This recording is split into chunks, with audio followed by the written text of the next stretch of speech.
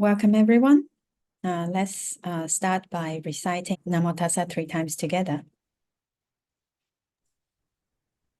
Namo Tassa Bhagavato Dhamma Sambuddhassa. Namo Tassa Bhagavato Arahato Samma Sambuddhassa. Namo Tassa Bhagavato Arahato Samma Sambuddhassa. Homage to the sublime, the victorious, and the totally self-enlightened one.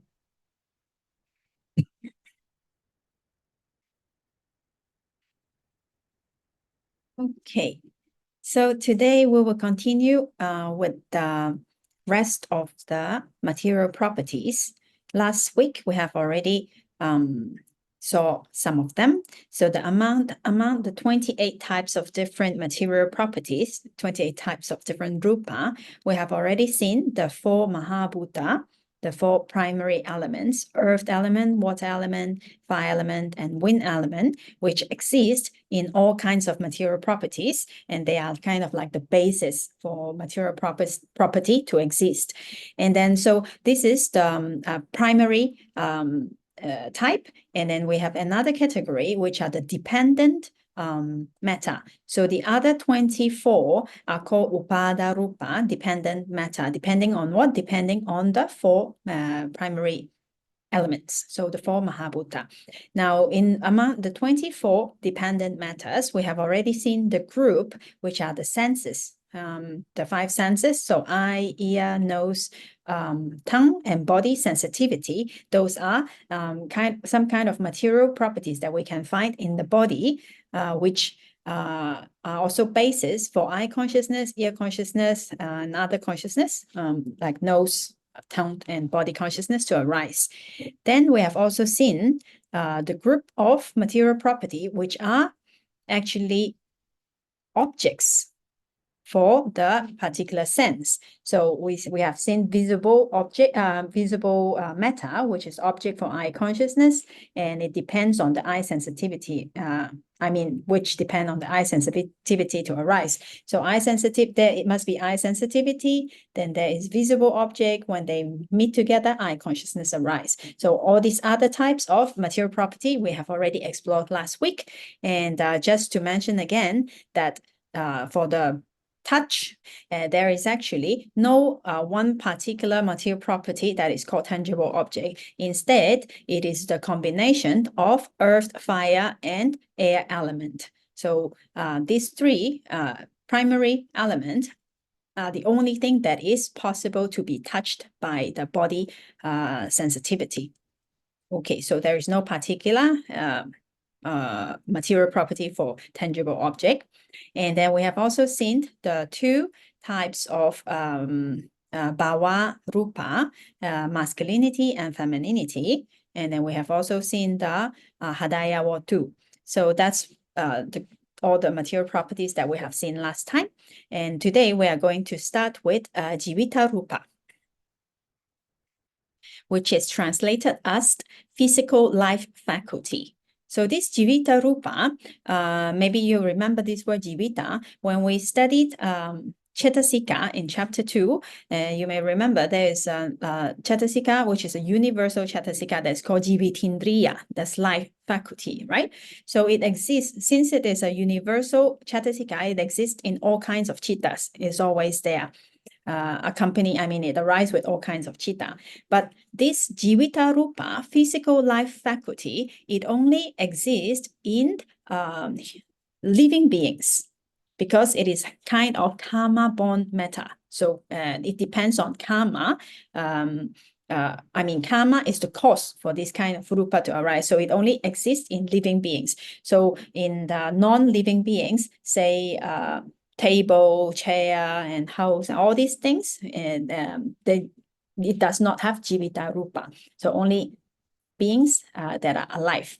Now, when we study this Jivitindriya, this life, this mental life faculty, it is compared to the water which sustained the lotus, right? So Jivitindriya, this Cetasika, it supports all other Cetasikas that arise together. So it is kind of like maintaining them, maintaining their life throughout the three phases of the life. So the arising, existing, and the passing away, the three phases, right? Now, for Rūpa Jivitindriya, it is in the same way. So Rūpa, also one type of material property, they do not arise alone, right? So when they arise in a group. So the function of this life faculty is compared to a boatman. So while he brings all the others to the other shore, he brings himself to the other shore as well, right? So in the same way, while he maintains the life of the other material property that arise together, he maintains himself also in the same way. So this is an important material property for maintaining things alive. Okay. All right. So let's remember the lifespan.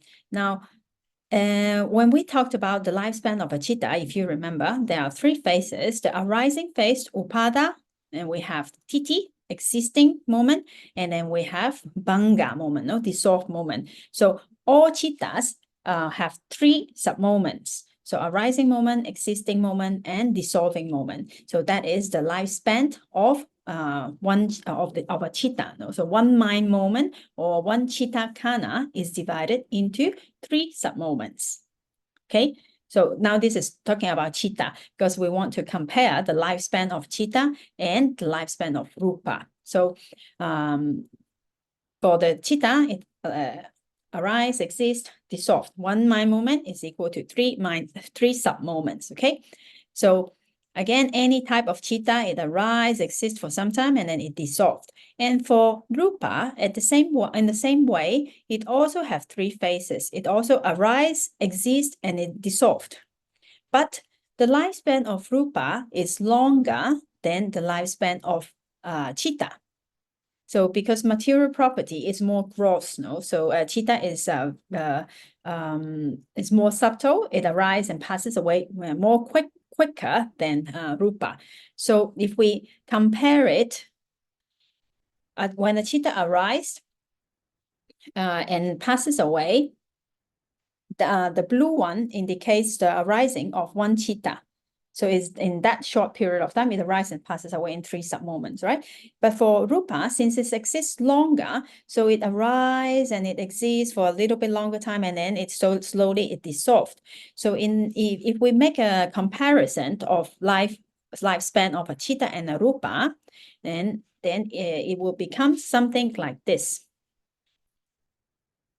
So when if say a Rūpa and a chitta arise at the same time and the same sub-moment, then by the time this Rūpa dissolved and does not exist anymore, already 17 mind moments have passed.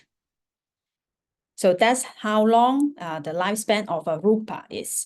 So therefore, now you may see that if you remember in the mental process, usually 17 moments, right? 17 chitta. In one mental process, yeah? Like, let's say in the eye door mental process, especially those eye door, ear door, and so on, that's also because it has to do with the Rūpa.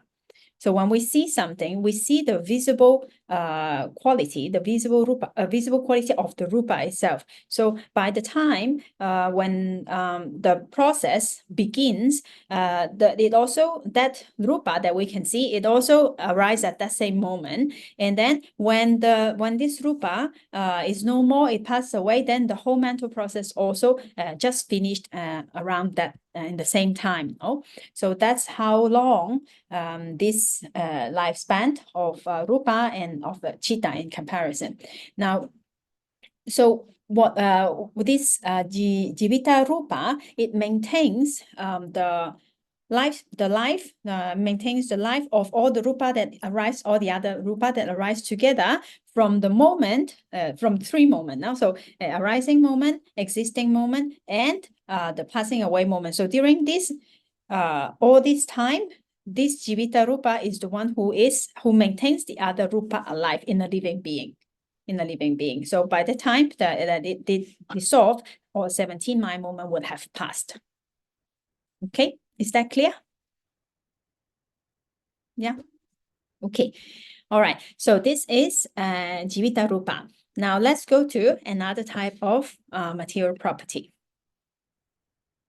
The next one is called ahara or oja. So nutriment. Nutriment. Nutriment is of two kinds. It can be external and it can be internal. So that means in a living being, the material properties that is in this living being also consist of this nutriment, also have nutriment, and the things that we eat, the food, also have nutriment. So those food, the nutriment that is in the food is called external, and those that are in living beings are called internal. So there are two kinds of oja: external nutriment and internal nutriment. Okay, so with this, we have seen two more of this one. And so here, let me just skip this one. Okay, so here we have seen 18 types of different material properties among the 28 types. Now, these 18 types, they are important because this group are material properties that really exist. Now we will see. Now, this 18 type that you see on the left side of the screen, it's called Nibbana Rūpa, which means concretely produced matter. So what does it mean by concretely produced matter? It means that they are, these material properties here are produced by any of these four causes. Which four causes? So it can be produced by karma, can be produced by mind, it can be produced by udu, temperature, and it can be produced by ahara, nutriment.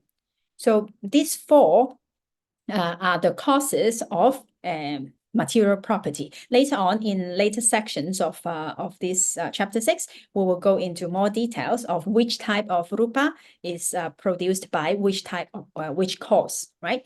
But here it's important to remember that these 18 types, they have their own specific causes. So they are really concretely produced. So therefore, they are called concretely produced matter. Now, these 18 types are also called sabhava rupa. Sabhava rupa, meaning matter that have their own intrinsic nature, that have their own characteristic. For example, earth element, its characteristic is hardness and softness. So fire element is a temperature, hot and cold, right? So all of this, and each one of these have their own intrinsic nature. Yeah, just like in the earth element. Okay, and this 18 type is also called salakana rupa, meaning that they are matters that are with the three general characteristics. Which three? Impermanence, non-satisfactory, and non-self. So anicca, dukkha, and anatta. All these rupa here have these characteristics. Now, they are also called rupa rupa. So what does it mean by rupa? Rupa means real rupa, means some material property that really exists. So when you say, when you see in Pali that they say the same words twice, it's a little bit like emphasize, no? So it's meta, this real meta, rupa, like that. Okay, so this 18, also it is called samasana rupa. Samasana means contemplation. Now, these 18 types are the material properties that are the object of vipassana meditation. As you can see, previously, we have mentioned that they have their own intrinsic nature, and also they have the three characteristics, right? Also, anicca, dukkha, and anatta, and their intrinsic nature. So, because of this, they can be the object of vipassana meditation. So now you will see in another group later on, we will see today, there are some material properties that are included in among the 28. So another 10 types, no? But those ones, they are like kind of like characters, characteristics, or some kind of mode of Rūpa, but they are not like really concretely produced matter. So therefore, they are not object of Vipassana meditation. So when we say, when we contemplate mind and matter, Nama and Rūpa in Vipassana meditation, we can only take, in the matter side, we can only take these 18 types, actually. Okay. Yeah, so because they have their own characteristic as well as the 3 common characteristics, therefore they are the objects of Vipassana meditation. Okay, so these 18 types are called Nibbana Rūpa, Nirvana Rūpa, matters that are produced by any of the 4 causes, Sabhava Rūpa, intrinsic nature, Salakkhana Rūpa with 3 characteristics, Rūpa Rūpa, real Rūpa, and Samasana Rūpa, objects of meditation, these 18 types. Okay, until here, all good? Yeah, okay. Okay, so now we have seen 18 types among the 28. So let's go to the remaining 10. Okay, now this remaining 10 is called Nibbana Rūpa. That means not concretely produced matter. So what are their characteristics? These 10 Rūpa that we are going to look at do not arise from the 4 causes. They are some qualities or attributes or modes of the 18 types of concretely produced matter that we have just seen. So they are not some different types of Rūpa, but instead they are some qualities or attributes of those 18 types of Rūpa, but they are also included inside the 28 types of Rūpa. Yeah. So for example, let's see the first one. First one is called Akasa Dhatu, so space element. So what is space element? So this material property or this Rūpa delimits or separates one group of Rūpa from another group. So there are spaces in between two, the smallest unit of Rūpa, one is called one kalapa, yes. So one kalapa and the other kalapa, between kalapas, there are space in between them. So this space is not actually another material property, but it is something that is related to the material properties, yeah. So therefore, it is included among the material property, but it is not another real matter. Yeah, make sense? Okay, so it is not caused by anything. It has no actual existence. So it is just the void or the separation between 2 or more groups of material properties. So that is what is called Akasa Dhatu, space element. Okay, now for Akasa in the Abhidhamma is actually very, very interesting. It is very detailed that sometimes it describes things that we know, but we have never thought about it. So such as this coming one that it occurs to me like that. For example, it described that there are 4 kinds of spaces, Akasa, 4 kinds of spaces. Like what kind of spaces? The first one is called unentangled space. Ajatakasa. And then the second one, delimited space. Parichinakasa. Concept of infinite space. Akasa nanjayatana, which you have heard already before this word. Now for delimiting space, Akasa Dhatu. So let's look at these 4 different spaces. What are they? Now the first one is called unentangled space. So that just means like an open space. So like you see in the picture right now, so it's the space between the earth and the sky. So it's just open space, right? So this is one type of space that is described. And another one is called, the second one is called delimited space. So this space is delimited by something else. So just like if you see the space between like in a window, a door, or like a cave. So you see here, like this space here is also called space, right? So it is delimited by something else. And then you can also see this kind of space, for example, like in a hole or in the opening of a pot. Also, this is a space that is delimited by something. So that's called the second type, limited space. Now, in the third type is called the Akasananjayatana, which is the concept of infinite space.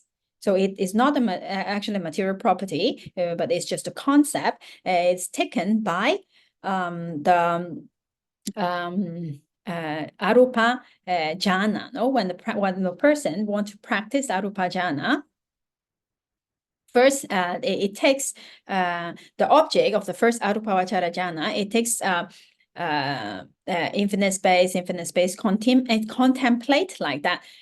By how? By removing the kasina object. Say first, the person when he or she is practicing, then let's say he or she uses this earth element. So you see this earth disk,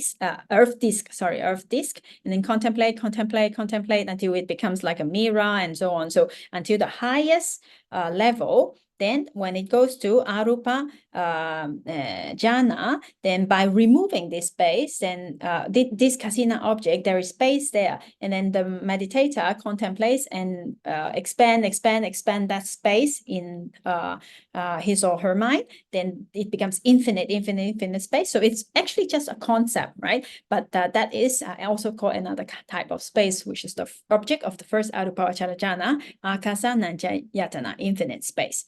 Okay, now the fourth type of space is called delimiting space. And this is the space that we are talking about here. It is included in the one type of the 28 types of material property. This is the space that is in between which delimits or separate different group of material phenomena, material properties. So this space is called akasa dhatu. Now, this delimiting space is a little bit different from the delimited space. Yeah, the name is a little bit like similar, delimited and delimiting. Yeah, so delimited space is a space which is delimited by something. That's the second type. And delimiting space is actually the space that in between the material properties. Okay, so there are four types, and the one that we are talking about here in the list of material property is this one, the akasa dhatu, space between different group of material properties. Okay, until here, all good? Yeah, okay, so let's continue. Now the next group is called viññāti rūpas, translated into English as intimating material property. Now, what does that mean? Now, we have two kinds of intimating material property. One is called kaya viññāti, body intimation, and we have vaci viññāti, verbal intimation. So what kind of rupa is this? So this is actually not a particular material property, but it is a mode of material. It is a mode of the material phenomena. Say when we make our intention or desire known to other people, then we communicate by this intimating material phenomena. So if you look at this graphic here, you understand what it wants to say. Yeah, it gives a message. It says okay. Yeah. But this okay, we understand because of the material property of the hand, it makes it puts it into a certain way that shows us something that shows the intention of the person doing it. Yeah. So the body itself or the sound, when we say something, we say okay, then that sound itself is not the material property, but it is a particular mode or modification, let's say, of the material property to transfer a message. Yeah, so we to make others understand what we want to say. So it is a particular mode or modification in the material property. Okay, so let's go into a little bit more details. Say kaya viññāti, body intimation, is a kind of particular mode in the movement that gives a message. And when we see people doing this signs, and we know what they want to say, yeah? Right? If we see that, we know what he wants to say. So when he moves the hand like that, then we know that he wants you to come here, yeah? So some mode in this movement, that mode, that thing is called kaya viññāti, body intimation. Now, but not all kinds of movements are called body intimation, not all kinds, not kaya vinyati. For example, when there are wind that moves some plants, or when we sleep, we sometimes turn here and turn there. But at that time, those kind of movement does not actually communicate anything. No, it's not wanting to give a message or no intention to say anything. So those kind of movements are not called vinyati. Okay. Now, movement with intention of communicating something, only those kind of movements are called kaya vinyati, body intimation. Now, what happens there actually is that, yes, Edith? This is also like body language, right? Yeah, yes, in a way, yes. It's like speech, like body speech, body language, yes. Yes. And I wanted to ask about the space, the limiting space. It's the space basically around the atoms and the smallest elements, right? The electrons. It is the space between kalapas. So kalapas is the smallest unit of material properties. Later on, we will see like what are they. So the spaces between them. Okay. Okay. Right. So let's continue a little bit to finish with the kaya vinyati first. Okay. So the movement here, it arises like what happens there actually. So we want to look a little bit more in details. This movement arises because someone has the intention to move the hand. So there must be intention first, right? So when there is intention, then there are mental processes, yeah? So many mind or mental processes happen again, and there is a lot of intention. Now, there is some type of material property that are caused by mind, yeah? Citta ja Rūpa. So material properties produced by mind. So when we think we want to move, there is that intention. That intention that is accompanying these cittas, they produce material properties. So, and these material properties that are being produced by all these cittas that is accompanied with that intention are air element prominent. So if you see this graphic, it is not air and separated. Now I just want to show that they are air element prominent material properties. Yeah. So when there is more and more air being produced, so the intention gets stronger. So the new material properties that are being produced each time, there are more elements. So with that the increase of air element, then there is movement. Right, so you see the waving, no, or the movement, or come, or stop, or okay, no. So this kind of the intention that communicates something and it makes movements, or it makes a certain way how it changes. No, it changes. Is it? Or it changes. So that's the intention to communicate.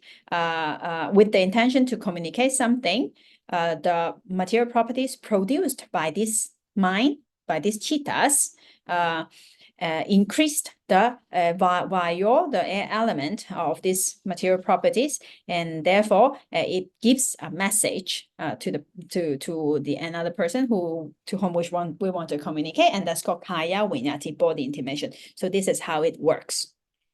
With the intention, then the mind produces some kind of material property, which are abundant with air element. So there are like movement, but we already mentioned last time that actually nothing moves. So the hand is here, and then with the material property that is produced by the citta, then those other types of material property here is already all passed away, you know. Then when you see it here, then it's another set of new material property, but there are more elements throughout, no? Like in more like very, very, very close distance. It arises, passes away, arises, passes away, arises, passes away, arises, passes away, like that. Okay. All right. So let's continue with excuse me, Waji Vinyati. Waji Vinyati is called vocal intimation. So it is a kind of particular mode in the sound that we make, that gives a message. So this is actually speech, when we speak, when we say something. The sound itself is not Waji Vinyati, but it is something inherent in that sound. Because sound, remember, sound is another type of material property itself. Yeah. So not all sounds communicate anything. Sometimes when we drop something, yeah, there is also a sound, but it does not want to communicate anything. Yeah. So that kind of sound itself is not the communication. But if that sound is produced with the intention of communicating something, then there is also this mode of Waji Vinyati vocal intimation there. So in the same way, this sound arises because there is intention to say something. Say now I'm saying something, I'm trying to explain something. So there is this intention. So with this intention, what happens is that it produces some kind of Patawi Dadu, earth element in the throat area. With that intention, that new material property is being produced in the throat area, and the friction between one element and the other element makes sound. So when it makes sound, then we speak. So that speech is earth element prominent for speech. Okay. So here again, Waji Vinyati is there when there is an excess or abundance of earth element, Patawi Dadu, being produced in the throat area. And when they make friction between one another, then we say what we want to say. We produce different type of sound in order to communicate. So that communication or that speech, that mode of the material property is called Waji Vinyati. Okay. Now, the particular mode or modification which we detect in the movement or in the sound is what we call vinyati. So verbal intimation or body intimation. Now, when we want to communicate something, then we say something, or when we make some signs with the body, then people know what we want to say. We communicate an intention. Okay, until here, all good? Yeah, okay. All right. Now, the next group that we are moving to, again, it is not a specific material property, but it is three special quality or special mode of matter, and they are called Rūpasa Lahuta, so lightness of Rūpa. So sometimes the body feels light, right? And then Rūpasa Mudutta, the softness or malleability of Rūpa. And then another quality is called Rūpasa Kamanyata, worthiness or flexibility of Rūpa. Now, these words might seem familiar to you, no? Lahuta, Mudutta, Kamanyata. Where have we seen them? In the Cetasikas, right? In the groups of pairs of Cetasikas, there are also lightness of Chitta, lightness of Cetasika, malleability of Chitta, malleability of Cetasika, flexibility of Chitta, flexibility of Cetasikas, yeah? So these three are kind of like the counterpart, not the mind, but the body. So those kind of special qualities of material properties. And in the same way, these three, they always arise together and are found only in living beings. So sometimes the body feels light and feels soft and malleable and flexible, and sometimes we don't feel that, no? So it is some kind of special quality that sometimes it is there, sometimes it is not. So the main causes for these things are sometimes it depends on the climate. When the weather is good, the food is nutritious, and we are healthy, then we feel light in our body. Then we feel good, we feel light, and we feel flexible and happy, and so it is related. Yeah, so these are also the special type of mode or quality of material property. Now, just as Mother Teresa, she used to say that joy is a sign of generosity. When you are full of joy, you move faster and you want to go about doing good to everyone. So when the mind, when we are having kusala mind, when we are generous, when we are joyful, when we are happy, then the body also feels, no? So this chitta can produce this kind of material property that makes us feel like we are light and happy and fast and we want to do good. So they are related, but I just wanted to quote this very beautiful saying from Mother Teresa. Okay, so that's the 3 qualities of Rūpa, which is another group. So this, the few ones that we have just mentioned, Kaya Viññati, body intimation, Vaci Viññati, verbal intimation, and the 3 qualities, lightness, softness or malleability, and wilderness of Rūpa are called Vikara Rūpas, so mutable matters. As a group, they are called mutable matters sometimes. And these 2, especially this Kaya Viññati and Vaci Viññati, sometimes as a group, they are also called Viññati Rūpas also. So intimation matter also. So, so this is just actually the name of the group.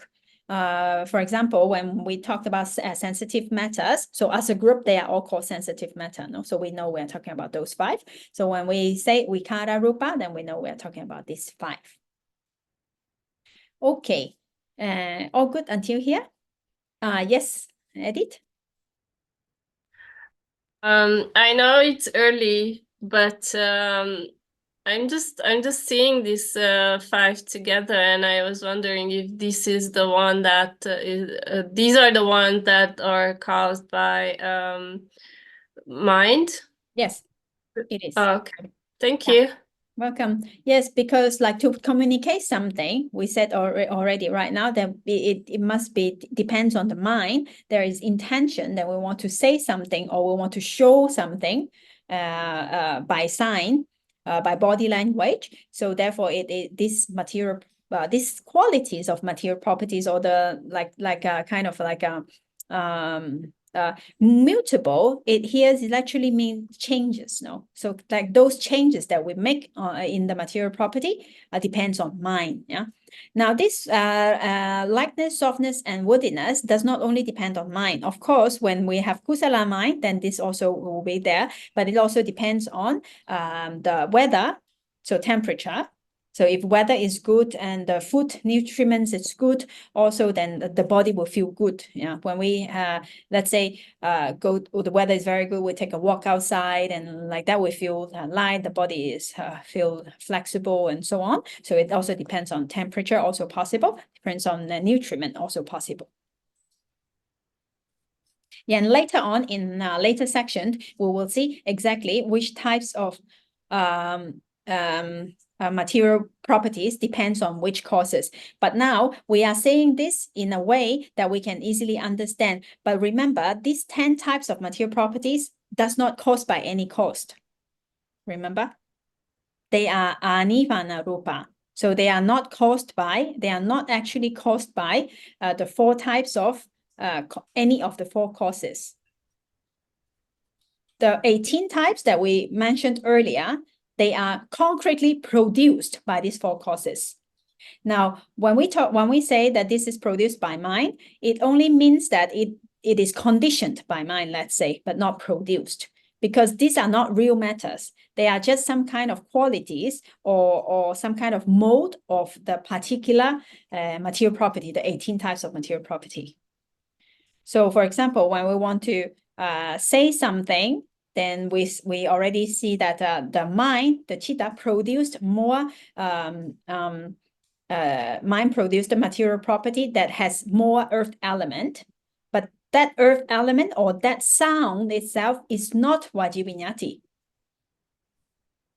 But the mode, like the way we produce that sound, we want to communicate something, that's Vaci Viññati. So it is not directly produced by mind, but it is totally related. Otherwise, without intention or want to say something, we cannot say something, yeah? And all this also, the cost of it, now right now I say nutriments and climate and so on, but they are not direct causes because they are not real material properties.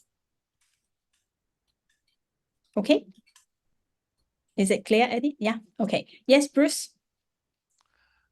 Yes. It was asking the same thing I was kind of curious about, but I guess I guess the 10 non-concrete types of Rūpa Mm.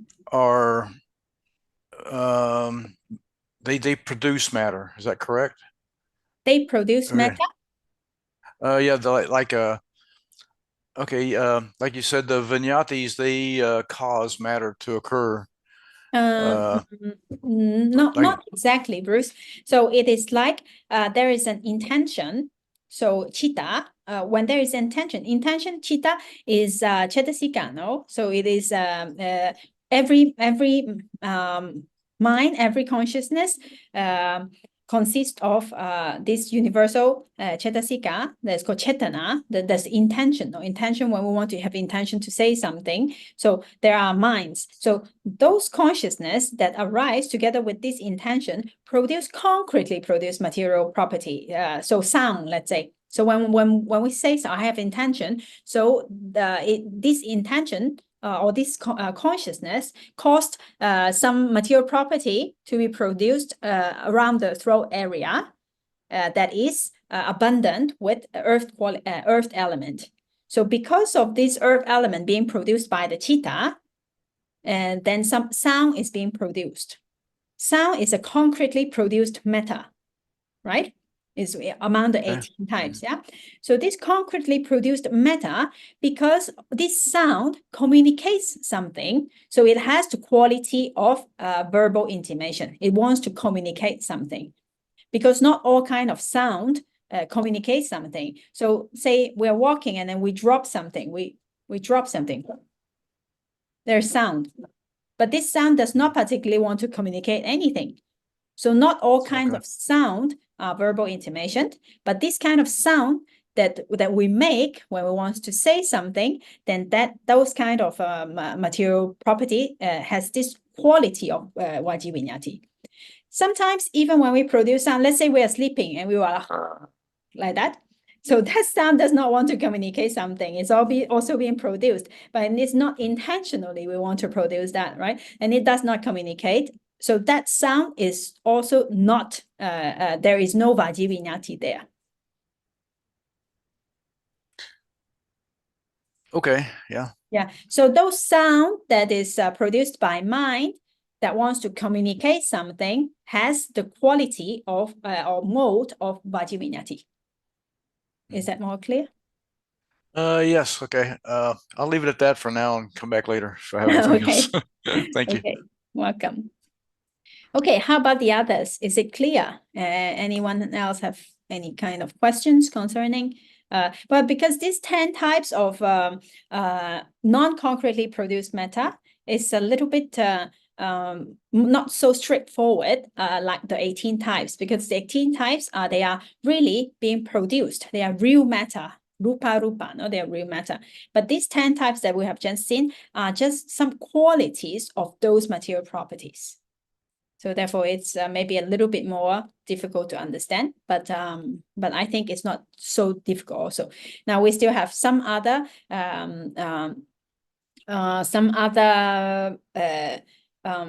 qualities, and they are like characteristics of material property. Again, they belong to these 10, right? So we have seen this 5, and so we have another ones coming. Everyone good until here? No, if you have no question, then we can continue with the other ones. Yeah. Okay. Now, Lakkhana Rūpa is another group. It's called a characteristic of matter. Again, it's not concretely produced matter, but it is again some kind of characteristics of matter. So first one, Rūpasa Upachaya, the production of matter. Then Rūpasa Santati, continuity of matter. Rūpasa Jarata, decay of matter. And Rūpasa Anicca, impermanence of matter. Okay, so these 4 are the characteristics of all kinds of material properties. And there's a production or arising, and then it has a decay or existing or decay. Then it has the passing away, the dissolving, the impermanence of it. So Upachaya and Santati, they are both the arising or the birth or the of matter. Now, so if they are both arising in the arising stage, why do we separate it into two? Right. So now we have to see a little bit of more information here. Okay, so in the moment of conception, of rebirth for a human being, let's say, Luis, can I finish with this explanation first and then go to your question? Okay, so in the yes, moment, go yeah, ahead. thanks. So in the moment of conception, the rebirth, Patisandhi Chitta, which is a Vipaka Chitta, together with its associated Chittasika arise. And at the same time, also, some material properties that are produced by karma arise at the same time. So at that time, together with the Chitta, Patisandhi Chitta, 3 groups of 10 material properties arise together with the Patisandhi Chitta. So what does it mean by 3 groups of 10 material properties? No, so 3 groups of 10 material properties, meaning like it is a unit. It is a group of material property, because material property also does not arise alone, one by one. Yeah. So there are 3 groups, different groups of material properties that consist of 10 material properties arise at the same time in the Patisandhi moment. So that time is called upachaya, production or arising of matter for a human being. At that moment, it arises. So what are they at that time? So in the very beginning, it will be either which 3 types? Either if it's to be a male or to be a female, then either femininity or masculinity will be one group of this material property that will arise at that time already. And then Hadaya Watu is another type. Then those with and all of them are with Jivita, Rūpa, Rūpa Jivita, because it is alive, no, it's a human, so it's also there, and body consciousness also. So continuously, all these material property will continue to arise again and again, because they are born, they are karma ja Rūpa, no? So they are produced by karma. So they will arise every moment, and again and again and again. They will arise until around the 11th week or so. It is said that according to the scriptures, then eye sensitivity or ear sensitivity, nose sensitivity, tongue sensitivity are being produced. These material properties also arise around the 11th week of the fetus. So until then, all matters in one lifetime will be fully arised in the fetus.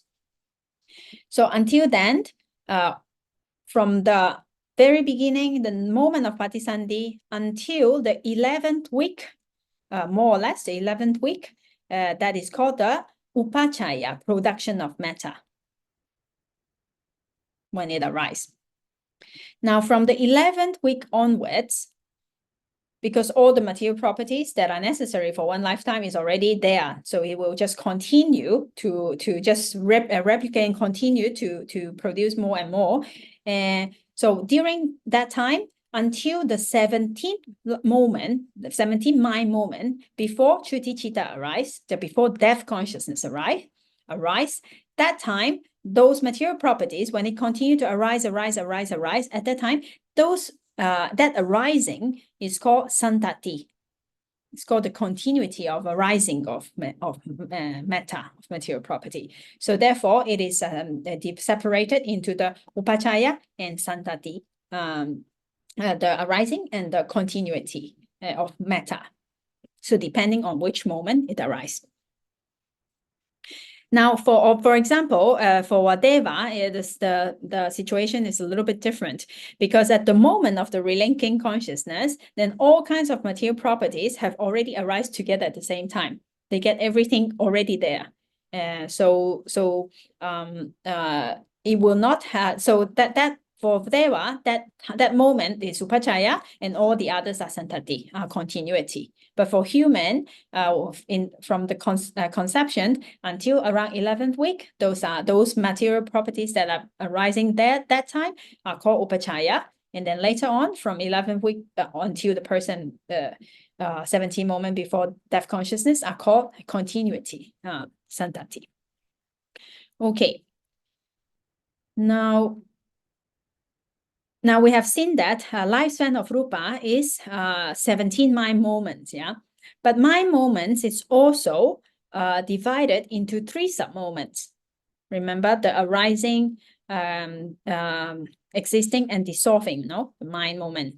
So one chitta, arise, exist, and dissolved is 3 sub-moments. So if we count here 1, 2, 3, one Rūpa, the lifespan of one Rūpa will be 51 sub-mind sub-moments.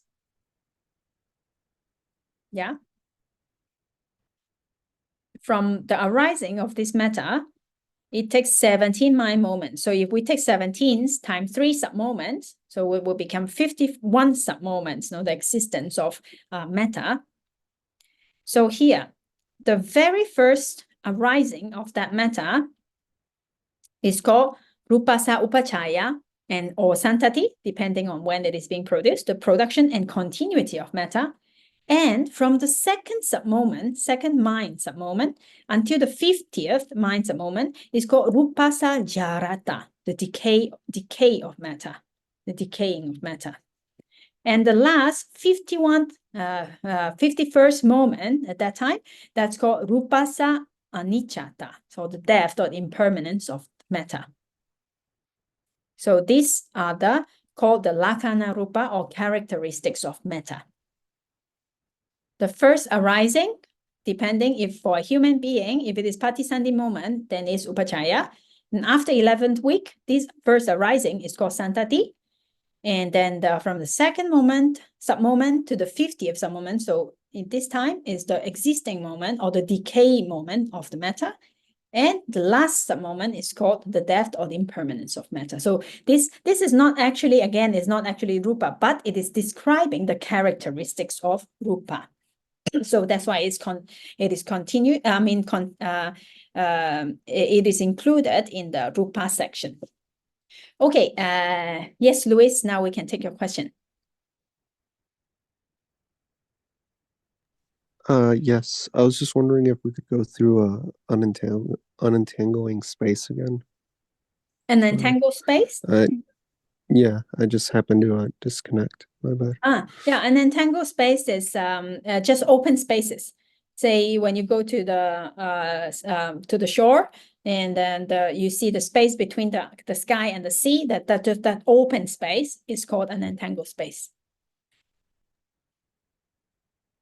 That's the unentangled, right? An entangled space, yeah. Thank you, ma'am. Welcome. Yes, Eddie.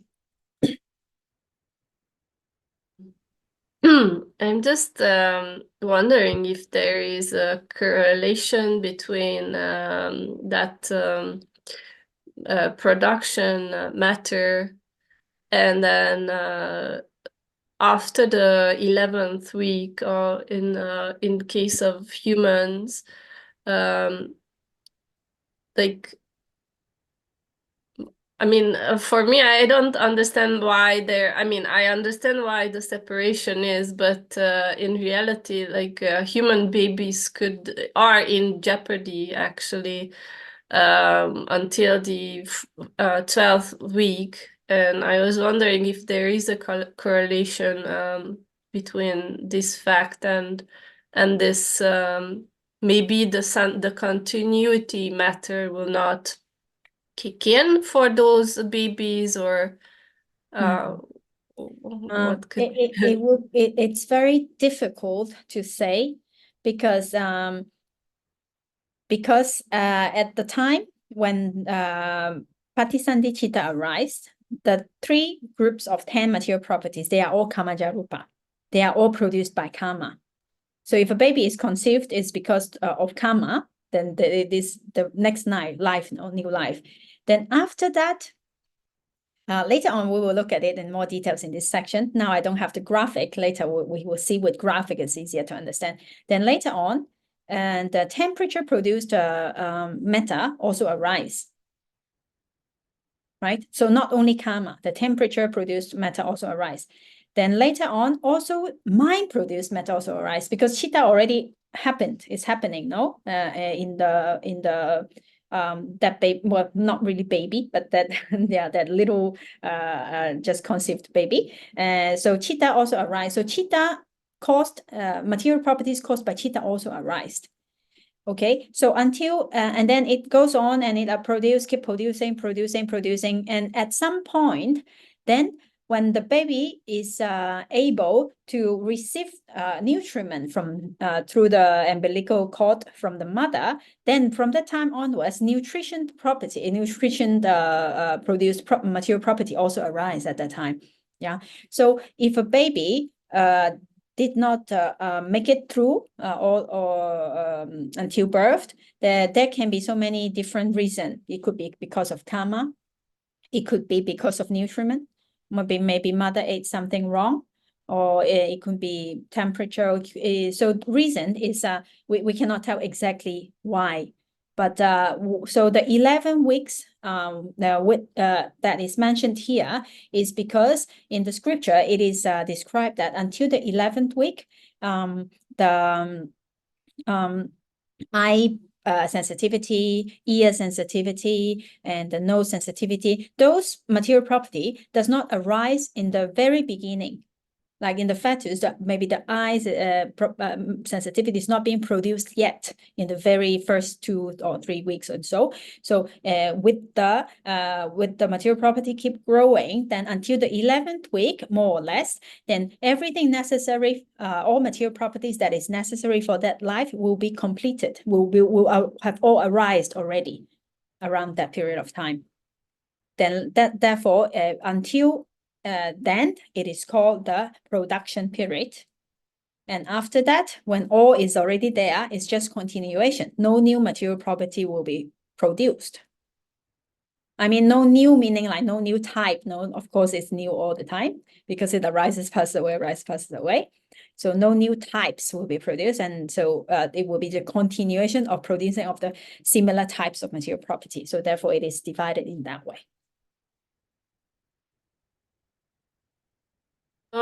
It is not only caused by karma. For example, it can be also caused by different things that the embryo would die. Yes. Okay. Thank you. Yes. Sometimes it can be now, whether it is exactly caused by karma or like everything, nothing is one cause and one effect. So it's always a lot of conditions together. Yeah. So maybe it could be also, we cannot say that not only karma, but it can be related to karma. Say mother ate something wrong, then maybe because of that, the baby did not grow. And so at that time, it could be also a destructive karma of the baby also. So it can be, well, then we may say that it is also karma in a way. So it is all connected, so complexly connected that we cannot say exactly the reason. So as we said, when in Theravada Buddhism, according to the Abhidhamma, there are 4 causes of death, right? So karma, because of karma or because of lifespan, then obviously if it is a baby not even born yet, then definitely not lifespan. So karma, and most probably would be karma, I think. Okay, so yes, Mila. I just had a question when you mentioned that at the beginning, it's determined whether it's going to be a male or a female. And what about intersex people? So they're not like exactly, so they have it, doctors can't tell you exactly whether it's a male or a female. Is there what determines it, like in Abhidhamma, is there something that is like, okay, this is definitely a female, even though they have whatever, both? Yes, so actually in the text, you will find that there are beings. Now, this gender Rūpa, depends on karma. So it's only karma produced material property. So there are beings that sometimes, because of their own karma, they are born without this material property. So they have no neither female nor male, no gender material property. It is possible. So it's possible. So there are beings that have when we are when we first arise as a being with the Patisandhicitta.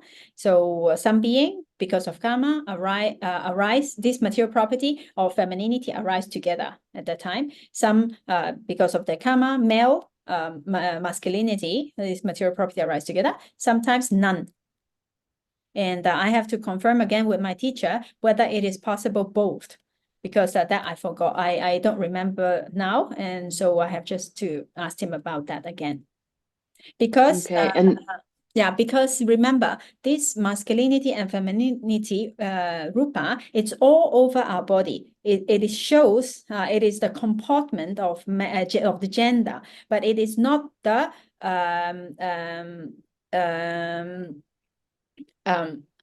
it is not the productive organ of the male or female. It's not that. It's some kind of material property that exists throughout our body. Okay, and if that's not there, then it affects the matter. It affects, the other matter. Okay, thank you. But it's totally because of karma, caused by karma. Okay, you're welcome. Okay, all good. Now, in this case, I think we should take a break here and before we continue. Okay, so let's take 5 minutes break, and coming back, we'll continue with a little bit more. Okay, so see you in 5 minutes.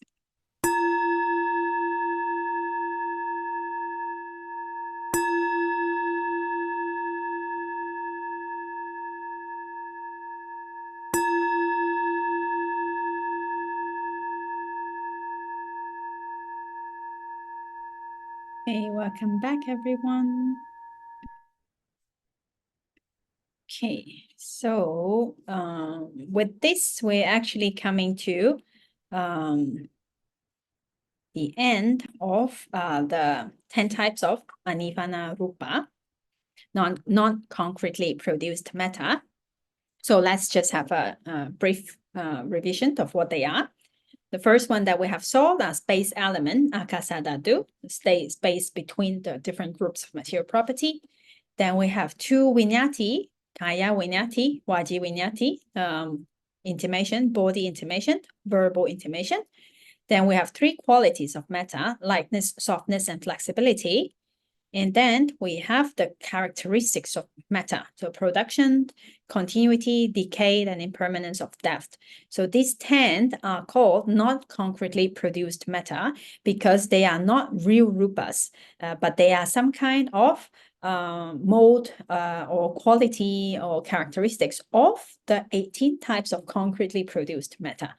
So therefore, they are not concretely produced, but they are also related to Rūpa. So they are also included in this group. Yes, Sanda? Yes, I'm sorry I didn't attend from the beginning, and maybe you already explained, but this word intimation, it's not clear to me even in English also. Can you tell me what's intimation? And maybe the context as well. Yeah. So it is some kind of mode that say it wants to communicate something. So let's say a body language, like when we make some signs with our body, when you see this hand, you know what it wants to say. Yeah. So, or when we say something, we say, okay, so we understand what that means. Yeah. So this body movement, say the body movement, the material property in the hands itself is not the communication, right? But it's the how we put the hand into that particular weight that express something.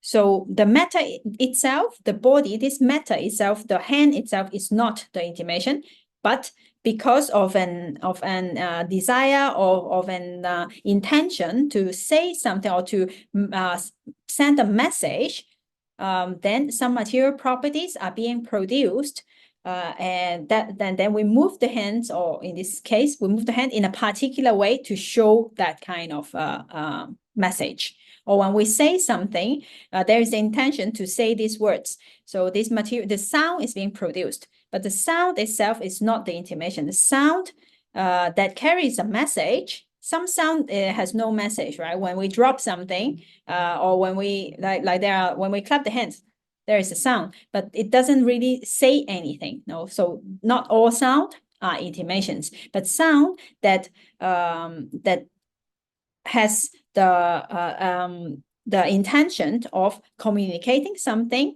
sound with the quality of this verbal intimation. Is that a little bit more clear? Yes, thank you very much. Thank you. Yeah, sometimes the translations, it's difficult to understand. I'm also, my native language is also not English. So for me, intimation, I also don't understand exactly what it wants to say, but it is translated that way. So we need to understand the context of what it means, but why they use this word, or maybe a native speaker can explain better why they choose this translation word. But in Pali, it's called viññati. Okay. All right, so let's take a look at the graphics. So these 18 types on the left side are concretely produced matter, and the 10 on the other side is not concretely produced matter. So we have this first group here that is called the Mahabhuta, the four great essentials or primary elements, also, well, we can call it that way. Then the second group is called Pasada Rūpa, sensitive phenomena or sensitive material property. Then we have the third group, Gochara Rūpa, which are the objects, the sense objects itself. Then we have the fourth group is this Bhava Rūpa, gender matter. And then we have Hadaya Watu. Then we have Jivita Rūpa, life faculty. Then we have nutriment, external and internal. And then we have the 10 types of quality or mode or characteristics of these 18 types of material properties.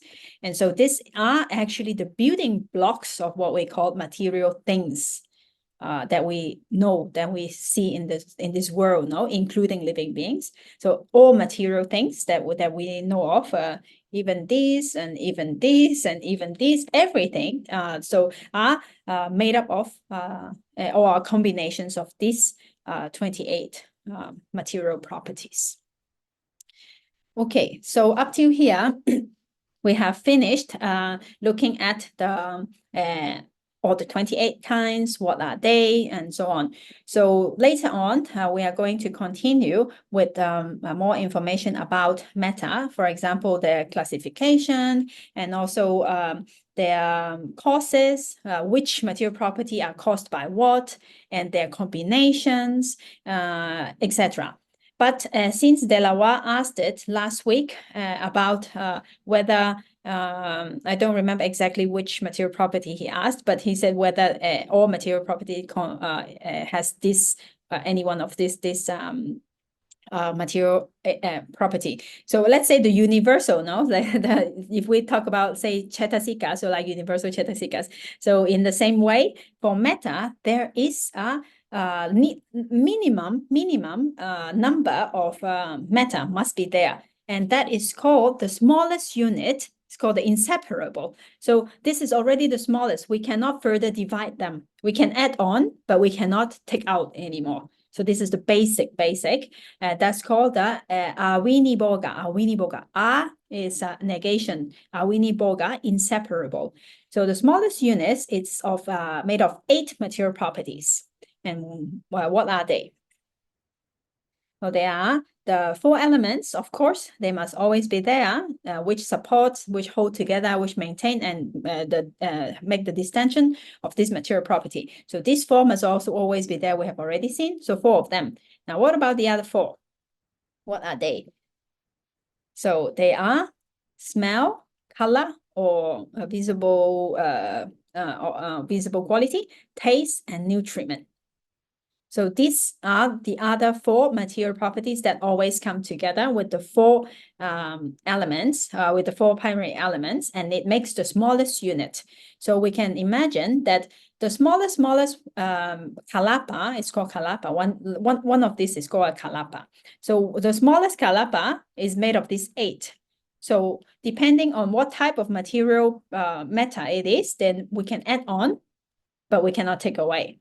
So later on, we will see the other add-ons, what go in there, depending on what kind of material, what kind of matter it is. Now here, this graphic, I put it in 2 presentation to show the idea, although it is presented here in separated circles, because each of them has their own characteristic. They are actually a different material property. But when we have to understand that they are actually more like that, because they are together, and it is like a they are not separable. So it arises together, exists like this together, and then it passes away together.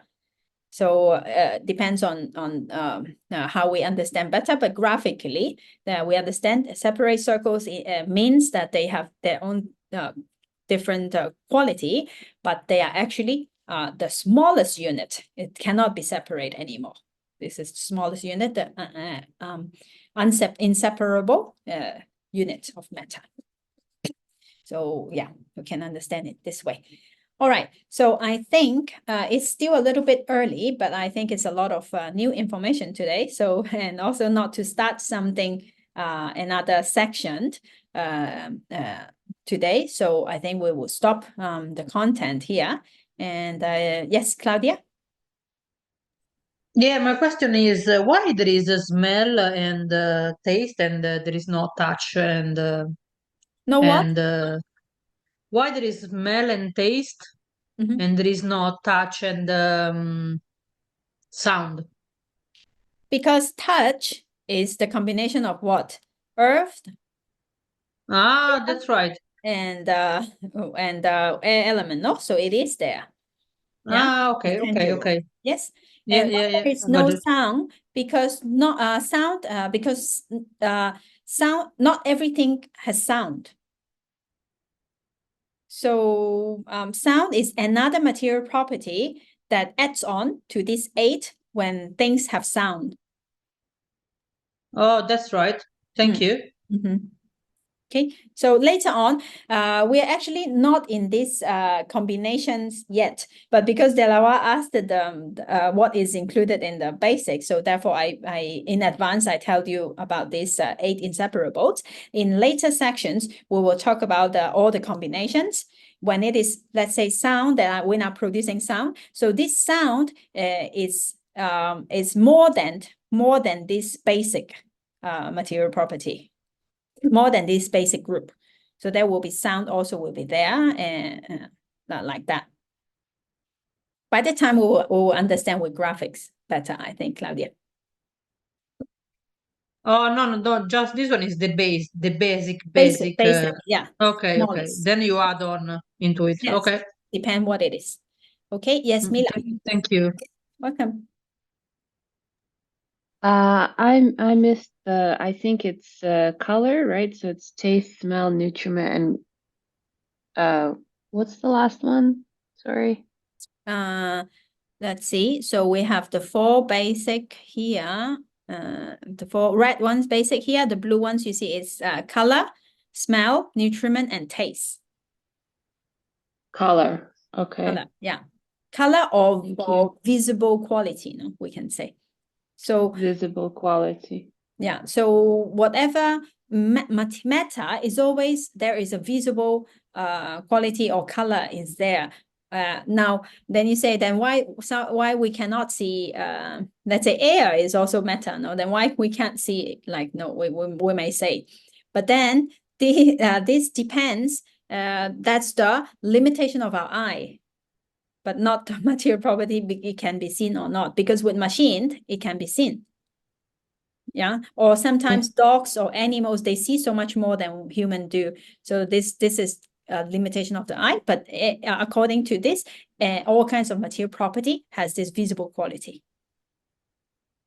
Okay, and everything has a smell. Yeah. So we can't really smell it sometimes, There's obviously. the limit of our nose. But Yeah, dogs smell so much more than we do. yeah.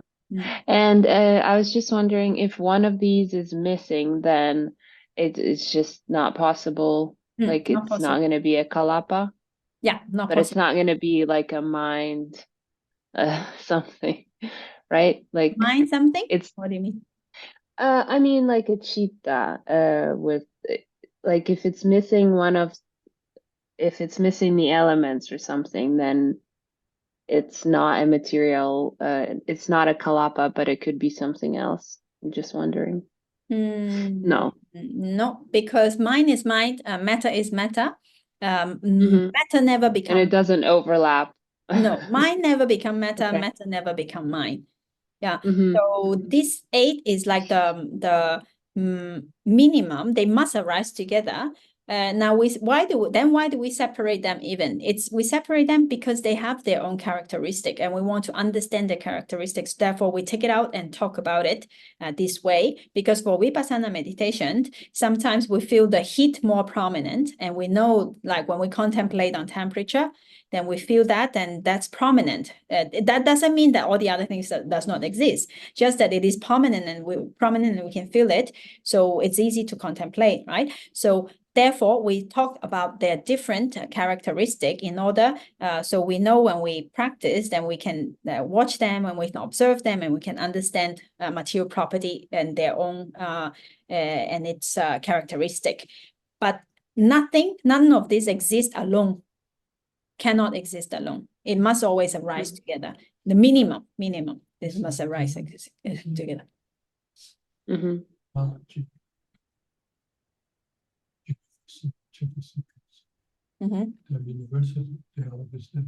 Yeah. Right. Yeah, we have another person here that is making a comment. Just like we said previously, the universal, it is basically, this is like if we compare it to a cheetah, although it's different, but the idea is the same. It must always arise the minimum amount. No, so cheetah and Chittasikas must arise together. So the universal Chittasikas must always together with the cheetah. They must arise together, and depending on what kind of cheetah, then if it is an akusala cheetah, then akusala things also arise together. If it is a kusala cheetah, then kusala qualities also arise together. So in the same way, for metta, this is the minimum and the smallest unit that always arise together. Then depending on what kind of material property it is, say it is eye sensitivity, then eye sensitivity must come together. And since eye sensitivity only arises in a being, then jivita Rūpa, life faculty must always be there, must also be there. Yeah. So depending on that, then different combinations arise. Yeah. Okay. Later on, when we see the combinations, it will become more clear in the coming chapters. I mean, in the coming sections. Okay. All right. Yes, Delawa? I have a question about the nutriment. I had connection issues, so the only thing I got was, I think that there are 2 kinds of nutriment. And so in this case, where in the inseparable unit, is the function of the nutriment that it can be like consumed by any kind of being and it does something for this being? Or is it can it also be like something the opposite, as like something dangerous? So there can be 2 effects, like so it can be negatively affecting someone and positively affecting by consuming. Now, this nutriment here, the 2 types that we mean is external and internal. So meaning that even we say this tissue paper, let's say this tissue paper, although it's not really food, but this tissue paper also has nutriment. It's also there. So maybe if I eat it, then it might do something, maybe, I don't know. And so nutriment is in anywhere. It can be in this remote control. There is also nutriment. So because it is material property, so it exists, nutriment exists. So for external thing, there are these nutriment, but for internal, we mean that, let's say a human being. So the material property in this human body also have nutriments. So this nutriment inside the body, sometimes it has a different function, because when nutriment from food, when it comes in contact with the other material property of our body, which also consists nutriments, and because of that combination, then we get nutrition from other food also.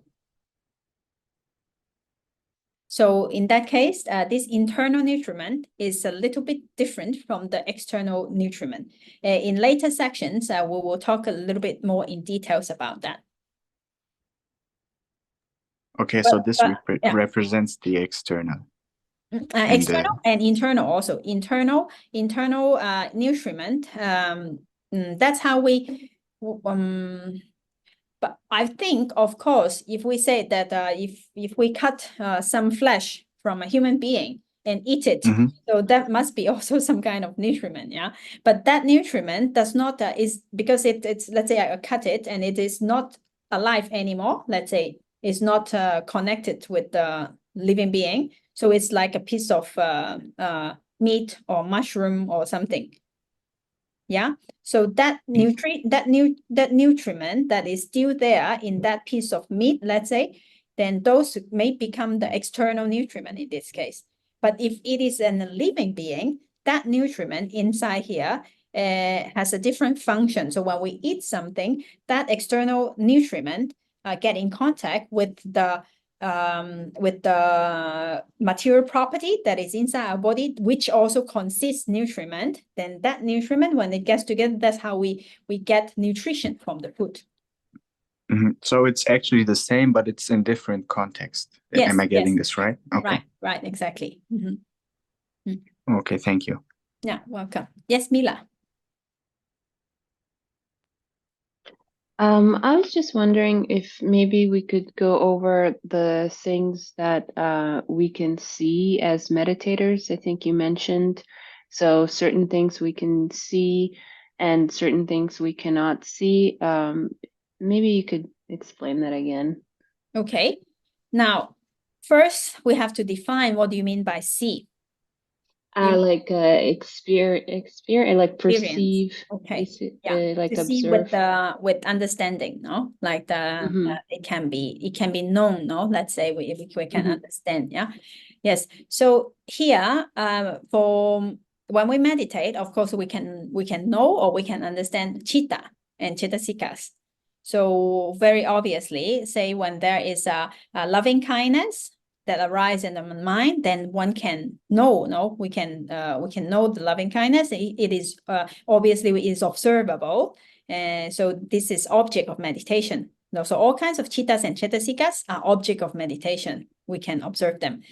For material properties, these 18 type on the left side are objects of meditation, because they have their own characteristics, and they also have the universal characteristic, which is anicca, dukkha, and anatta. So we can observe them. They can be taken as vipassana meditation object. But these 10 types on the right side, since they are not real matter, they are just some kinds of quality of the matter. They are not. They are not object of vipassana. Of course, we can know, we can understand the space in between. So therefore, for vipassana meditation object, it is not. But for jhana, for samatha meditation, the space, let's say, then that's infinite space. That's actually like a concept, right?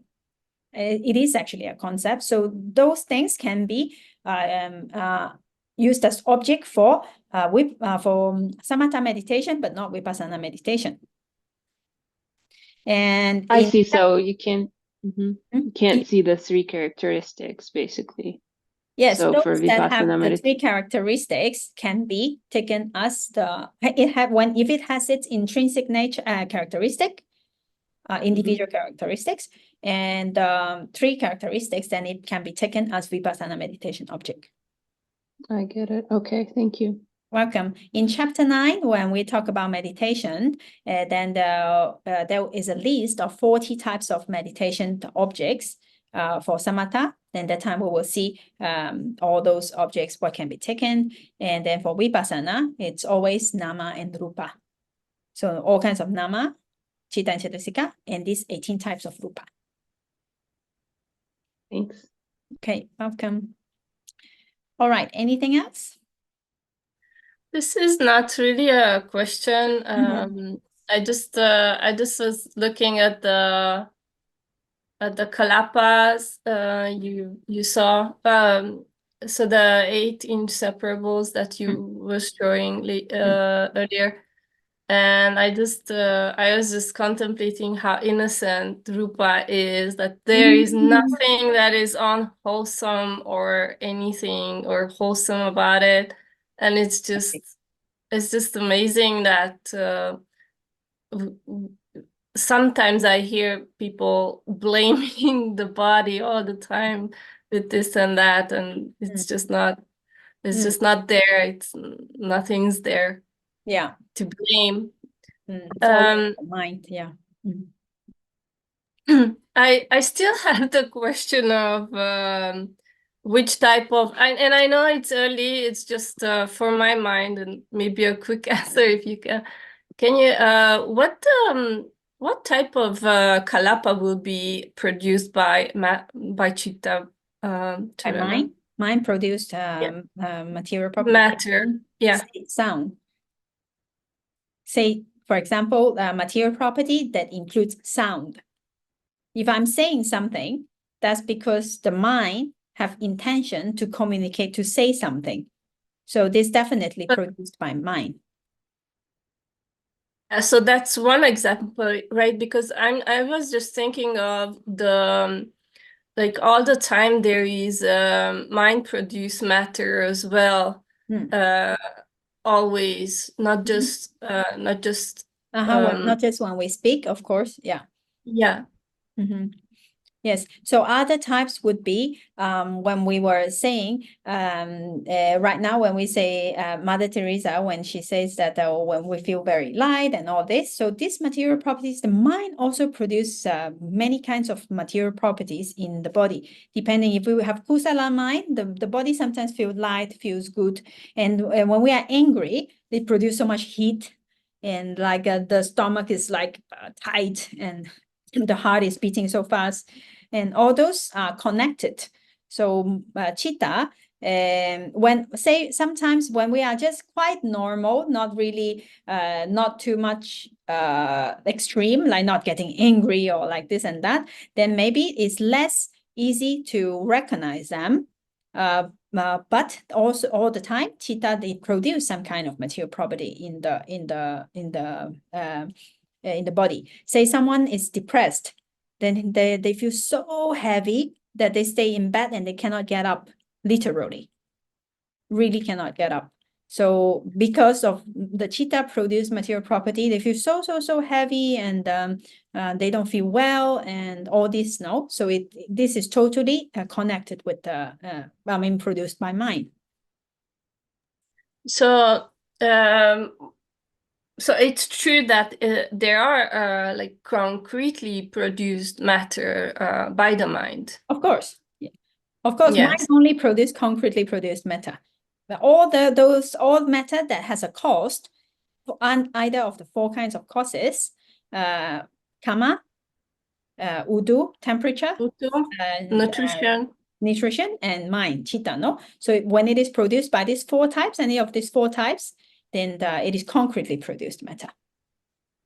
Oh yeah, thank you so much. Thank you. You're welcome. Okay, anything else? No. All right. So in this case, then we will stop here for today, and we will continue with many more other information, also very interesting information about Rūpa in the coming sessions. I wish everyone a very happy New Year, and I will see you again now really next year. Say. Sadhu. Happy New All Year. right, so let's close by reciting together and dedicating our effort for the attainment of Nibbana, and also sharing merits with all beings. Okay. Itam no punyam Nibbanasa pachayo hotu. Itam no punyam Nibbanasa pachayo hotu. Itam no punyam Nibbanasa pachayo hotu. Itam no punyam sabasatanam pajima. Itam no punyam sabasatanam pajima. Itam no punyam sabasatanam pajima. Sadhu, sadhu, sadhu. Okay, thank you everyone. And have a Thank nice, you very much. have a nice end of Thank the you. year and New Year. See you. Thank you, you too. Happy New Year to Anna. Yeah, Bye. thank you. Happy New Year, everyone. Bye. Sadhu. Happy New Year.